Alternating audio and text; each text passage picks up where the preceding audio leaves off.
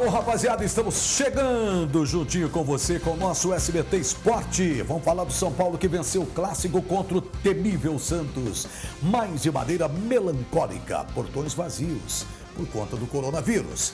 Também vamos falar da delicada situação do Corinthians, do Mirassol que está muito perto de se classificar e te atualizar sobre as novas paralisações de eventos devido ao coronavírus. Tudo isso e muito mais a partir de agora. Como você sabe, você quer participar do programa, ótimo, a gente gosta muito de te ouvir. 18991437891, esse é o nosso SBT Zap. E hoje estão aqui esses dois meninos que conhecem tudo de futebol, viveram aí o final de semana esportivo com muita alegria, porque o Corinthians deu muita alegria para vocês dois. Olha, Jesus, terrível, Mário, tudo bem? Que fazem, tudo bem, boa tarde, Nantes. Estamos caminhando, né? Não tão felizes com a situação que o mundo está vivendo hoje, né? Mas as pessoas agindo com responsabilidade, a gente vai sair dessa com certeza. E no futebol, o Corinthians está dando mais tristeza do que muita notícia ruim aí que a gente está vendo, né? O Corinthians está jogando igual o brasileiro com o coronavírus, né? Assustado. Tá assustado. Jogando assustado. Não foi bem. Bom, mas hoje nós não podemos reclamar um do outro, não, porque o Santos também perdeu pro São Paulo, 2-1, né? E jogou mais do que o Santos, principalmente no segundo tempo. Sim. Já nós vamos falar sobre isso. Aliás, já não, vamos falar agora. Vamos falar do clássico agora. O Pablo fez os 2 gols, garantiu a vitória do Tricolor, aliás, foi de virada. Vamos dar uma olhadinha. São Paulo e Santos se enfrentaram no Morumbi e o Tricolor levou a melhor. O Peixe até saiu na frente. Bela triangulação. Sanches tocou para parar e ele encontrou Arthur Gomes livre para marcar. O São Paulo empatou no segundo tempo, aos 8 minutos. Reinaldo cobrou falta da esquerda. Everson saiu mal e Pablo não perdoou. 1-1. Aos 22, o camisa 9 marcou mais um. Cruzamento na área, a bola passou por todo mundo até encontrar Reinaldo. Ele tocou para Pato, que achou Pablo para marcar de cabeça. Fim de jogo, São Paulo 2-1 Santos. Os zagueiros do Santos, como é que é? Só tem esse lance, né? Que ele é universal. Eu acho que ele é universal. Você olha pro goleiro e levanta o braço, né? Porque você fala, vai pedir. Todo mundo faz isso. Todo mundo faz isso. Mas não tinha nada de impedimento, o gol foi normal, São Paulo ganhou 2-1. Eu acho que o Santos foi prejudicado, vocês vão fazer o comentário agora, devido à expulsão, que também foi merecida, e ficou com 1 a menos. O Santos já não é lá essas coisas, e ainda fica com 1 a menos, não é fácil. E aí o Fernando Diniz colocou o Pablo e mudou a história do jogo. São as oscilações do futebol, principalmente do Santos, né? Vinha de 3 vitórias seguidas, um time que a gente começou a ver com outros olhos, mas os erros se repetiram de antes das 3 vitórias, os mesmos erros. Esperou demais o São Paulo, deixou o São Paulo gostar do jogo e aí acabou tomando... fez o primeiro gol, mas fazer o primeiro gol não quer dizer que dominou a partida. Né? Não dominou a partida no seu contexto, e o São Paulo mantendo o nível das últimas 3 rodadas, né? Dos últimos 3 jogos, para melhorar o que eu falei aqui. O Pablo precisava fazer gols, ele precisava provar para ele e também para quem o contratou que ele precisava fazer gols, porque ele vinha numa situação só de contusões e ele precisava mostrar serviço. Entrou e fez o que tinha que ser feito. E o Pato jogando uma bola muito legal. Eu não sei se houve uma conversa dentro do vestiário, mas o Pato é outro jogador de 3, 4 semanas para cá. Verdade. Eu acho que o resultado do jogo foi uma premiação, assim, dá para dizer assim, a ousadia do São Paulo e do Diniz, né? O Santos ele conseguiu fechar o meio-campo, fazer um gol e depois tentou manter a vantagem e segurar, né? Com a expulsão, o Diniz ele jogou as cartas na mesa. Ele tirou um zagueiro, colocou um atacante e deu certo. Marcou um gol, empatou o jogo, depois pressionou e conseguiu fazer o segundo gol e dar a virada e dar o resultado para o São Paulo. É o que você falou, Mário. O Pablo ele foi contratado a peso de ouro, ele era para ser o camisa 9 titular do São Paulo, o cara que resolveria. Não está sendo assim. Esse jogo é muito importante para dar confiança para ele também. A gente espera que as atuações do Pablo melhorem, mas o Diniz é um cara que precisava usar mais de uma forma melhor o Pablo, e o Pablo também precisava corresponder um pouco mais ao São Paulo, porque o São Paulo tinha crescido, o Pablo tinha ficado, né? Agora sim a gente pode imaginar que o Pablo seja utilizado com mais frequência e talvez se torne titular. E o Gesualdo olha para trás no banco, Quem que põe? Vai colocar quem para mudar o jogo? Não tem, é não tem ninguém. Difícil. Bom, e o Novo Horizontino viajou até Araraquara para enfrentar a Ferroviária. O jogo terminou em empate 0-0. O Tigre ainda tem chances de classificação, precisa vencer os 2 últimos jogos e torcer, né, por tropeços de Santo André ou de Palmeiras. Está com 3 pontos de diferença para as duas equipes. Os 2 últimos jogos são Ponte Preta fora, depois o Santos em casa. O difícil do Novo Horizontino é que ele tem um Palmeiras e um Santo André. O Santo André liderando com 19, depois o Palmeiras 19 e ele com 16 pontos. Essa pontuação do Novo Horizontino, se estivesse, por exemplo, no grupo do Santos, já estaria em primeiro, o Santos só tem 15. Então, olha, mas ele está num grupo pesado. Essa classificação realmente não vai ser fácil. Mas que o Novo Horizontino foi buscar o empate, buscou. O Novo Horizontino tem chance matemática de classificar, mas claro que a gente tem que analisar também os confrontos do Santo André, do próprio Palmeiras. O Palmeiras tem um clássico agora, no qual a gente não sabe quando vai ser, mas quando retornar o campeonato e for o jogo, o Palmeiras vai chegar, na minha visão, com um pouco mais pronto que o Corinthians, que vai ter tempo para se preparar, mas ainda vejo o Palmeiras à frente. Novo Horizontino ainda tem chance, né? Acho que tem que acreditar, é muito difícil. Os jogos que o Novo Horizontino tem pela frente não são fáceis, mas se a chance nos números existem, acho que tem que se apegar a isso e tem que buscar. O empate fora de casa contra a Ferroviária, nas circunstâncias do jogo e da Ferroviária, do jeito que ela está hoje, eu vejo como um mau resultado. Eu acho que o Novo Horizontino podia ter chegado lá e ter vencido para somar, e aí ia ficar bem perto de conseguir uma classificação, né? E continua invicto no campeonato. Continua invicto, com um detalhe.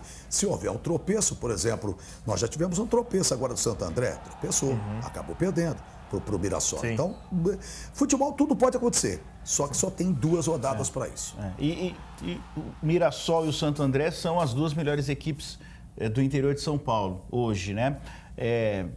Na minha opinião, 1-1, 0-0, jogo fora de casa, você jogando contra um time que precisa de resultado, eu acho que é um resultado interessante, né? Principalmente para a manutenção do grupo, você pontuar, você não deixar de pontuar.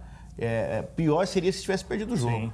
Então, assim, pontuou, conseguiu ainda estar na zona de classificação e com, acho que, um pouco de tranquilidade.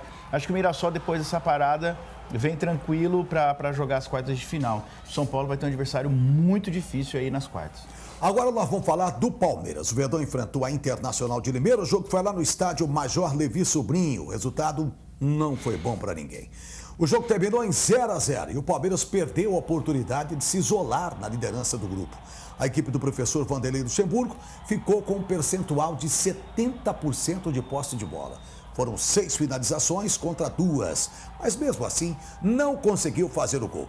Ayrton foi expulso pela Inter e Marcos Rocha pelo Palmeiras, isso nos acréscimos do segundo tempo. Mas tá aí, Palmeiras 0, Inter também 0. Um resultado que, a meu ver, acho que o Palmeiras perdeu uma chance interessante de conseguir passar o Santo André, né? O Santo André que tá um time que está na ponta do grupo desde o começo do campeonato. O Palmeiras vai tentando alcançar. Claro que teve outras competições como a Libertadores no meio desses jogos e então priorizou a Libertadores mais, mas continua indo bem no Paulista. E acho que perdeu uma oportunidade interessante pela circunstância do jogo. Eu senti muita falta no jogo do Palmeiras, Mário, no camisa 10, num cara para armar as jogadas, para o Palmeiras realmente definir. Eu não consegui ver ninguém atuando de 10 ali realmente para armar. O Palmeiras teve um meio campo, fechou bem o meio, conseguiu algumas chances pelas pontas, mas acho que faltou alguém no meio ali para armar a jogada, para conseguir passar para algum atacante realmente finalizar a jogada e ampliar ou fazer 1-0 e conseguir a vitória, né? Acho que o Luxemburgo e o Palmeiras deixaram escapar uma chance interessante aí. Vamos resumir? Jogou para não perder e também não forçou a barra. Fazer manutenção em jogador, para não... Jogou para ninguém se machucar, para a gente cumprir tabela, sabendo que está classificado. Eu acho que o Palmeiras, como a gente fala, cozinhou o galo em Limeira. Não fez para ganhar. Se força um pouquinho, a Inter de Limeira é fraquinha, se força um pouquinho, ganha o jogo. Eu acho que o Palmeiras jogou para cumprir tabela, né? Não, sabe aquele jogo preguiçoso que não queria... Vamos para Limeira... Pareceu isso mesmo. Esperou o tempo passar. Sabe, Hernandes, aquela coisa, mandar 1h30, jogar, sabe? Agora, esses jogos com público no interior de São Paulo é uma vergonha, né?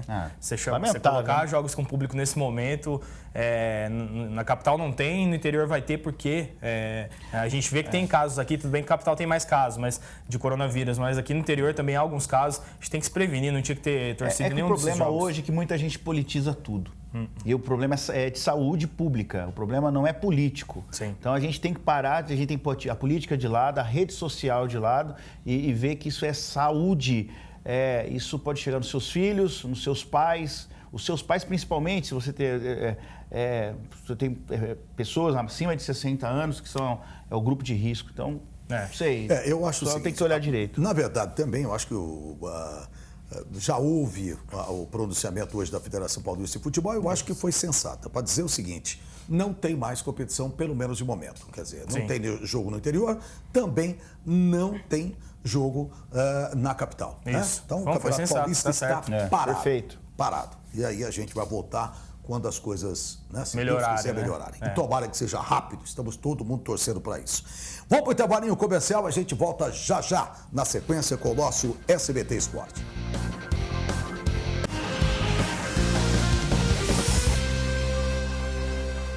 Estamos de volta com o SBT Esporte. É hora de virar o jogo na vida também. E eu tenho 2 novidades para contar. Chegou a graduação EAD Unitoledo. Estão abertas as inscrições para o Vestiba 2020 e agora, além dos cursos presenciais, você pode optar pelo EAD. Só Unitoledo tem o diferencial de um EAD que oferece toda a qualidade e a tradição que você conhece com a infraestrutura de última geração do campus. São mais de 20 cursos EAD, como engenharias, pedagogia, administração, processos gerenciais e muito mais. Agora, se você está buscando o curso presencial, conte com mais 30 opções de graduação nas diversas áreas do conhecimento.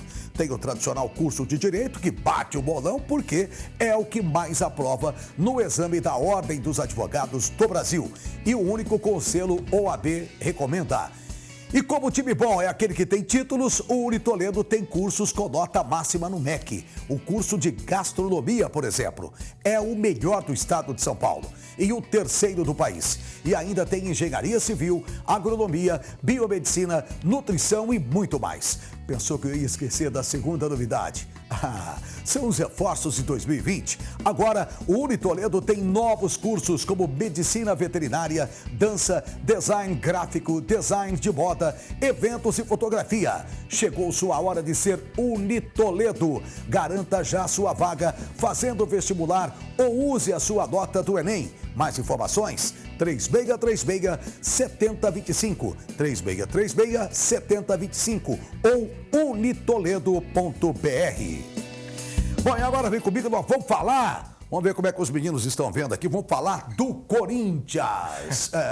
Põe o velório aí. Aliás, tem vida mais difícil do que a de corintianos. Meu Deus do céu, hein? São 5 partidas sem vitória. Não é fácil, não. Então vamos acompanhar os gols do empate no jogo de ontem contra o Ituano. Pode rodar.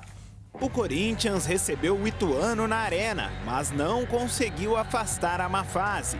Aos 15 do primeiro tempo, o time do interior abriu o placar. Bill encontrou Breno Lopes, ele tentou cruzar, a bola pegou bastante efeito e enganou Cássio, 1-0. Aos 47 do primeiro tempo, o Corinthians empatou. Everaldo fez a jogada pela esquerda, ele tentou o passe e foi cortado. Na segunda, encontrou Luan, que só tirou do goleiro. Ficou nisso, Corinthians 1-1 Ituano. Tá aí Corinthians empatando e todo mundo esperando que o Corinthians fosse ganhar esse jogo, né? Porque estava na hora, o Corinthians vinha de 5 jogos sem vitória, mas agora está com 6 sem vitória. O resultado já contra o Novo Horizontino, né, já foi um resultado, um jogo, na verdade, bem ruim, né? O Corinthians está devendo há muito tempo. Tem muita gente já criticando o Thiago, já criticando o Luan, criticando os jogadores, e eu acho que a crítica é válida e o torcedor tem toda a razão. O Corinthians ele tinha que mostrar um futebol diferente, ele teve tempo para treinar, ele teve o tempo para isso. contra o Novo Horizontino e contra o Ituano. A gente viu mais do mesmo. Então, a desclassificação é uma realidade hoje para o Corinthians. Se acontecer, na minha visão, um vexame, o Luan até parece que chegou uma informação de bastidor ainda não oficial, mas que a gente vai checar, que o Luan está com suspeita de coronavírus também. Ainda vai ser submetido a exames. Mas, pelo menos dentro do campo, que a gente viu ontem do Corinthians no fim de semana, foi um time muito apático, um time que propõe muito pouco, um time que não controla o meio-campo, que cria muitas jogadas. O Corinthians não tem um poder ofensivo, os jogadores realmente que decidem jogos. Eu acho que falta isso ao Corinthians e acho que o Thiago tem culpa nesse processo todo por não encontrar alternativas para o Corinthians, ao contrário de outros times do Paulista que a gente vê que estão melhorando. Palmeiras, São Paulo e Santos já melhoraram. O Corinthians não sai do lugar que está desde janeiro. Então é muito preocupante. O Thiago vai ter que saber trabalhar isso aí para não ficar balançado no cargo, como já está acontecendo. Já tem muito torcedor pedindo para o Corinthians fazer mudanças. Isso inclui o comando técnico do time, né? Thiago Nunes, é isso mesmo? Você acha que pode ser Hernandes, ele o problema, não? O problema é uma... Você sabe quando o pessoal se junta, tá todo mundo meio desanimado e toma um caldinho de piranha para dar uma sustância? Tá faltando sustância no time do Corinthians, tá faltando um pouco de empatia, um pouco de vontade de jogar futebol. Parece que os caras entram em campo comendo uma feijoada dentro do vestiário. Você vê o jogo do Corinthians ontem, é vergonhoso ver um time desse tamanho jogando com um time horroroso do Ituano e ver esse vexame que foi ontem, né? O Cássio, sem comentários, né? Tomar um gol desse é sem comentários. Mas o Corinthians poderia ser o único gol, o gol de honra do Ituano, né? E aí o Corinthians podia ter goleado ontem, esse time fraquíssimo do Ituano. Então, assim, o Corinthians precisa um pouquinho mais de vontade, precisa um pouco mais de... Não sei, não sei se os caras estão fritando o Thiago por causa do Ralf ainda, tá essa história. Mas, enfim, precisa jogar mais. Bom, e nós não podemos nos esquecer da pandemia do novo coronavírus. Desde a semana passada, estamos falando sobre a paralisação de diversos eventos esportivos ao redor do mundo. A CBF decidiu suspender, a partir desta segunda-feira, por prazo indeterminado, as competições nacionais sob sua coordenação, que estão em andamento. Copa do Brasil, Campeonatos Brasileiros Femininos, A1 e A2, Campeonato Brasileiro Sub-17 e Copa do Brasil Sub-20. Em relação aos campeonatos estaduais, a Federação Paulista e os clubes entraram em consenso e decidiram que o Paulistão vai ser suspenso por tempo indeterminado. Ou seja, está tudo parado. Tudo parado, só tem o clássico hoje, né? Clássico Campineiro hoje, Ponte Guarani, depois encerra. Acho que a atitude é totalmente sensata por parte da CBF, da Federação. Nesse momento a gente tem que se preservar. Não é uma situação para pânico, né, Mário? Não é uma situação que a gente precisa ficar de quarentena nesse momento, mas tudo que você puder evitar é interessante. Então acho que a decisão é acertada. Ok, e agora nós vamos falar de quem está cada vez mais perto da classificação, que é o Mirassol. A equipe da nossa região recebeu Santo André no Baião e conseguiu chegar à vitória. A gente vai acompanhar como foi o jogo com a Joyce Cremonese e as imagens do Roald Júnior. Mirassol e Santo André precisam da vitória. De um lado, o Leão pode se distanciar ainda mais do terceiro colocado. E do outro, o time do ABC pode garantir a vaga para a próxima fase. Mas os dois precisaram antes vencer um outro adversário em comum, o calor. No primeiro tempo, o Mirassol apresentou lentidão na saída de bola. O primeiro chute a gol foi depois de 10 minutos de partida com Hernandes, que arriscou de fora da grande área. O Santo André levou perigo nesse cruzamento de Buiú. Paulinho bateu rasteiro, mas fraco. Quase no final do primeiro tempo, Camilo ficou cara a cara com o goleiro do Santo André. Depois do lance, pausa para uma água. O Mirassol assustou o goleiro Fernando nesse arremate rasteiro de Diego Borges.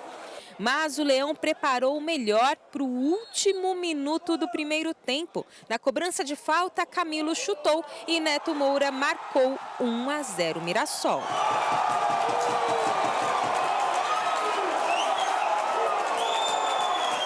Gol muito importante, que a gente fica muito perto da nossa classificação. Temos um jogo difícil também, que o Água Santa vai querer vencer também para poder classificar. A gente tem que ir lá fazer mais um jogo forte, como a gente fez hoje, para poder vencer e, se Deus quiser, carimbar a nossa classificação. No segundo tempo, as duas equipes saíram mais para o jogo, logo nos primeiros minutos. Depois de levar um cartão amarelo ao sair do campo, o jogador Dudu chegou a cuspir para a torcida do Mirassol. Fim da partida, 1-0 Mirassol. Agora o Santo André, ainda líder do grupo, enfrenta o Santos e na sequência o Ituano. Agora é óbvio que faltando aí 2 jogos, 2 adversários, um que provavelmente poderá jogar na nossa casa, mas precisando do resultado, pode ser que isso ocorra com relação ao Ituano, né? E o Santos, que é uma grande equipe, você ter esses 2 jogos e ver o seu concorrente ou os seus concorrentes, no caso o Palmeiras e o Mirassol, já no nosso encalço. Então é hora de acalmar um pouco, tentar tirar o que foi feito de bom até agora. Perdemos um jogo em casa para um adversário que estava na última colocação, né? A gente sabe que o Campeonato Paulista é muito difícil, né? Que os times, mesmo estando numa situação ruim, acabam surpreendendo, e foi o que aconteceu com a gente na última rodada. E a gente veio para Mirassol com o intuito de fazer um grande jogo. Eu acho que foi diferente já do jogo que a gente apresentou contra o Oeste. Acho que o time competiu mais, o time se empenhou mais. Pela primeira vez, o Mirassol vence o Santo André pela Série A do Paulistão. Com o resultado, o Leão abre agora 5 pontos de vantagem do terceiro colocado do grupo, a Inter de Limeira. Mas tem agora pela frente Água Santa e Ponte Preta. Bem perto de seguir para a próxima fase, que terá como adversário o São Paulo, a vitória foi importante para o Mirassol. Nosso planejamento é fazer um jogo bom sexta-feira e matematicamente assegurar essa classificação, porque ela não está assegurada. A gente encaminha bem, 5 pontos com 6 para disputar é uma vantagem bacana, mas isso precisa ser confirmado na próxima partida.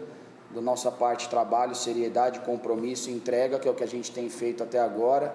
A gente nunca pode prometer para o nosso torcedor resultado, mas a gente pode prometer que a nossa equipe não vai parar de correr, que ela vai competir e que ela vai representar bem o povo, o cidadão de Mirassol, que é isso que ela quer ser o espelho e ela quer ser o cartão de visitas da cidade. Tá aí o técnico do Mirassol falando, o Catalá, e para dizer o seguinte, eu acho que com essa vitória matou a pau, né? 1-0 em cima do Santo André, eu acho que se classificou. É lógico, ainda tem mais 2 jogos, tá? Mas deu um baita de um salto, tá? 5 pontos agora de diferença para a Inter de Limeira, tá muito bem na competição. Eu acho que o Mirassol, acho que essa vitória foi uma vitória muito importante, né? Não só pelo resultado, por aproximar, colocar quase o Mirassol na próxima fase, mas também em cima de quem foi, né? Do Santo André, que é um dos melhores times dessa fase de grupos do Paulistão. É um time muito bem organizado, muito bem treinado. A gente já vem falando aqui que o Mirassol em casa é um time muito forte. E o Camilo, mais uma vez, dando assistência, né? Eu queria depois, se a gente puder pegar e puder falar aqui no programa, eu queria ver quantos jogos dessa fase de grupos do Paulistão que o Camilo foi decisivo dando assistência e fazendo gol. Eu acho que a maioria dos jogos ele teve participação em bola parada, ou entrando na área, infiltrando e fazendo gol de cabeça, ou dando assistência.